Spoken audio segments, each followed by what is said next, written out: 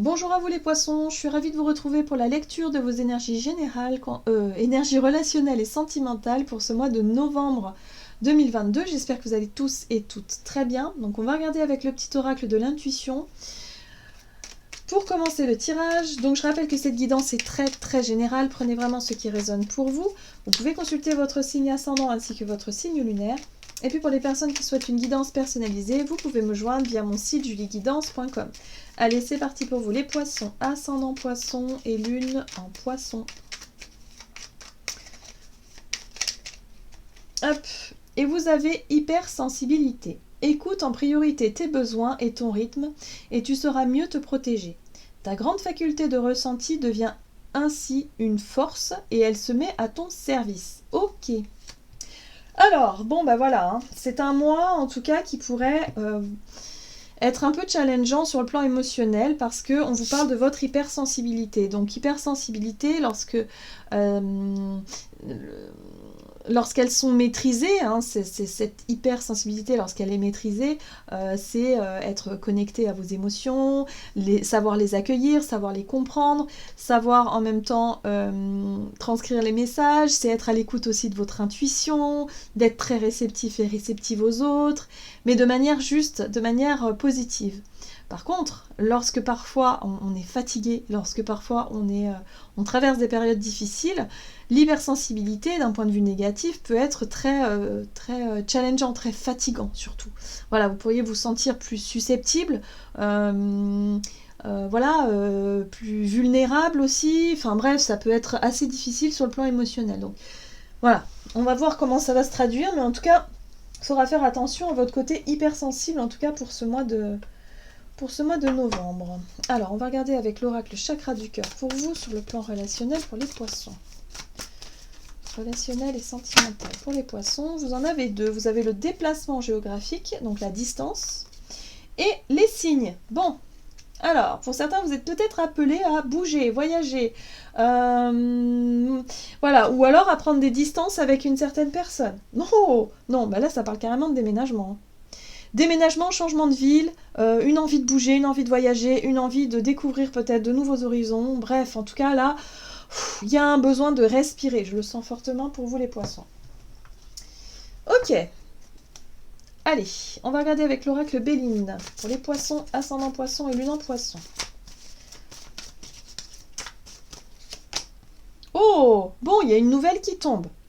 On parle d'une nouvelle, de messages, contacts, dialogue, communication, réponse, des révélations, des choses qui tombent comme ça. Ça peut être des réponses par rapport à un déménagement, si vous cherchez un logement, évidemment. Hein. Donc là, ça y est, vous recevez des signes, vous êtes appelé peut-être à déménager, à bouger, à voyager durant ce mois de novembre. Voilà, vous êtes peut-être hyper sollicité aussi par rapport à votre travail, j'en sais rien, à vos projets. Bref, il se passe des choses, ou peut-être par rapport sur le plan relationnel aussi, vous avez peut-être rencontré quelqu'un qui ne vit pas à côté de chez vous, donc il y a des déplacements, il y a des distances, bref, il y a des choses qui sont en train de se passer.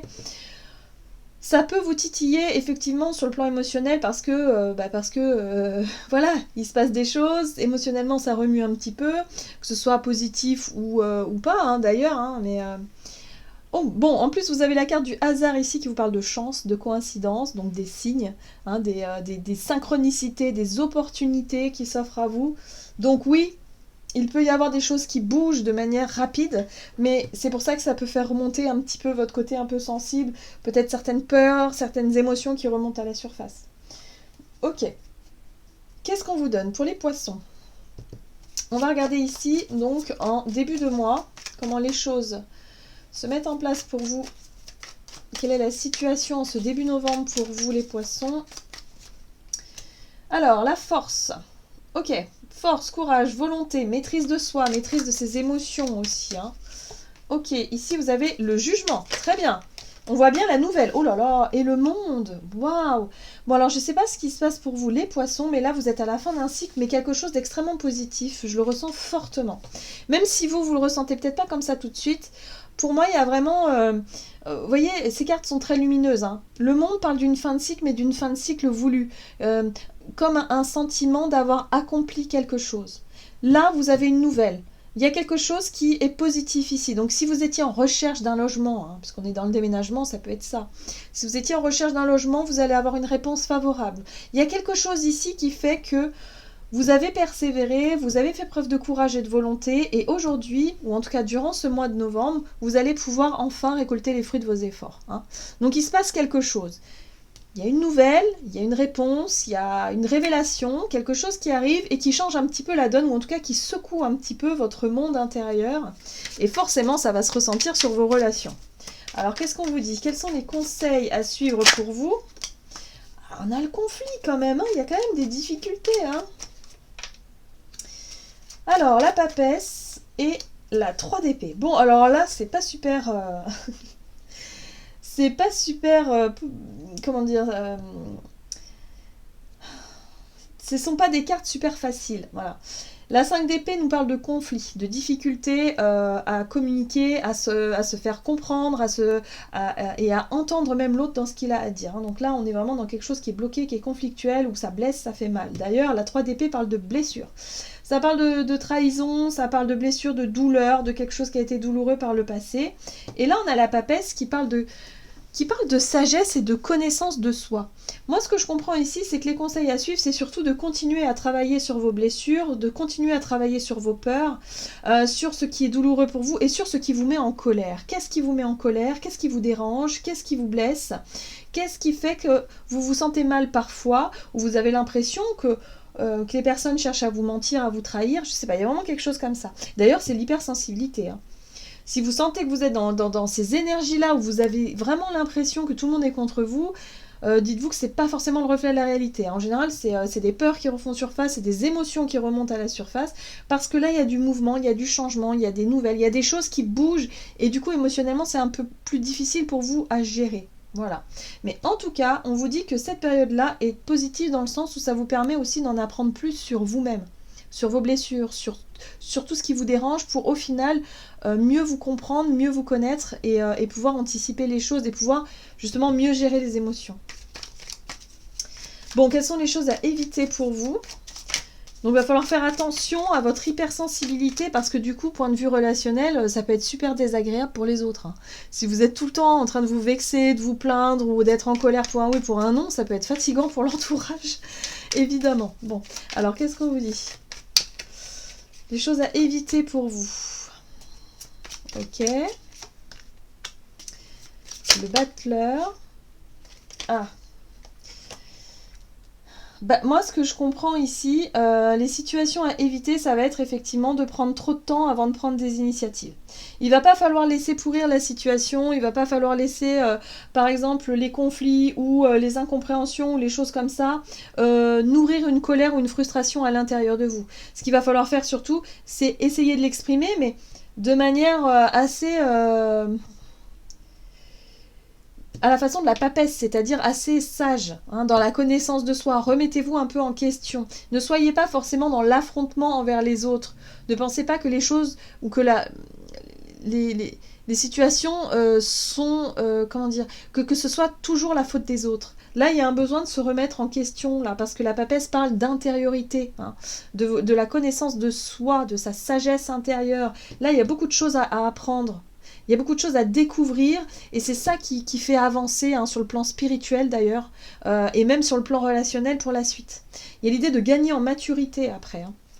Donc là, il y a un passage un peu désagréable, parce que vous avez un objectif en tête, visiblement c'est d'atteindre, c'est d'un accomplissement, c'est effectivement une bonne nouvelle qui arrive, mais entre-temps, il peut y avoir des blocages, des choses qui se mettent en travers de votre chemin, et du coup, ça peut franchement être un peu difficile pour vous sur le plan émotionnel, sur votre côté hypersensible ici qui peut partir un peu dans tous les sens. Bon, on va voir comment les choses vont évoluer pour vous les poissons. L'ermite, oui. Le questionnement, la remise en question intérieure, voilà, on cherche les réponses. La reine de bâton, très bien, on est très optimiste, ça c'est chouette. Et puis l'impératrice. Donc ça, ce sont des énergies extrêmement positives, parce que la reine de bâton, c'est... c'est avoir suffisamment de courage et de volonté pour faire les choses, mais surtout avec toujours ce sourire, avec toujours cette envie aussi de faire les choses. Hein, voilà. Donc là, il y a une reconnexion aussi à ses désirs, à ses envies, et d'oser faire ce qui vous passionne et ce qui vous plaît. Voilà. Donc là, il y a une remise en question peut-être par rapport à ça pour redéfinir vos priorités. Et en même temps, l'impératrice, c'est de nouveaux projets, de nouvelles choses qui arrivent et qui vous permettent de nourrir cette créativité en vous, de pouvoir vous projeter dans l'avenir avec beaucoup plus d'optimisme, d'être beaucoup plus aligné avec les projets d'avenir. Hein. L'impératrice, c'est les projets d'avenir, les projets qui tiennent à cœur. Ça peut être l'envie de faire un enfant, d'avoir un enfant par exemple, mais ça peut être un projet professionnel, un déménagement, quelque chose que vous nourrissez en vous et qui va pouvoir se faire dans l'avenir en tout cas, mais qui en même temps fait remonter pas mal de stress, pas mal de conflits d'ailleurs, hein, parce qu'on voit un 3 d'épée, 5 d'épée, c'est conflictuel, c'est de l'incompréhension, il y a quelque chose que vous ne comprenez pas et qu'il va falloir travailler dessus durant ce mois de novembre sur le plan relationnel. C'est peut-être justement que votre partenaire de vie, si vous vivez en couple, n'est peut-être pas d'accord avec vos projets, avec vos aspirations, et du coup ça bloque un peu votre idéal, quoi. Il y a quelque chose on vous coupe l'herbe sous le pied là, vraiment. Ok, bon, on va essayer d'en savoir un peu plus. Si on va voir le conseil de l'oracle, messager de l'amour, voilà, c'est l'oracle messager de l'amour. Qu'est-ce qu'on vous dit pour les poissons, ascendant poisson, lune en poisson? Don Juan, discernement, observation, changement. Tu te rends compte que tu es toujours attiré par ces personnes qui sont visibles et qui essaient d'en imposer. Fais appel à ton discernement. Tu sais qu'ils ne sont pas pour toi. Je t'invite à regarder autour de toi et à observer ces hommes ou ces femmes de qualité qui sont plus silencieux. Ces hommes ou ces femmes qui développent une puissance incroyable lorsqu'ils sont à tes côtés. Ne te fie pas aux apparences, vois plus loin que ce que le monde a à te montrer. Donc c'est pour ça, là, on vous dit attention, il y a un besoin d'avoir du discernement vis-à-vis de vos relations, de ne pas voir, évidemment, ce qui bloque et ce qui coince tout de suite, mais d'essayer de voir au-delà. Hein. C'est ça aussi le discernement, c'est de comprendre le pourquoi du comment pour pouvoir vraiment avancer pour la suite et pouvoir vraiment enclencher les changements qui sont nécessaires. En plus, on voit bien qu'il y a du changement à faire, à mener. Il y a beaucoup de choses qui bougent, en tout cas autour de vous sur le plan relationnel, et qui fait que là, vous avez besoin d'y voir plus clair, en tout cas durant cette période, et c'est ce que vous allez réussir à faire. Voilà les poissons, j'en ai terminé pour votre guidance, j'espère que celle-ci vous aura plu et vous aura parlé, donc n'hésitez pas à liker et commenter la vidéo, en tout cas moi je vous souhaite de passer un excellent mois de novembre, je vous embrasse et je vous dis à tout bientôt.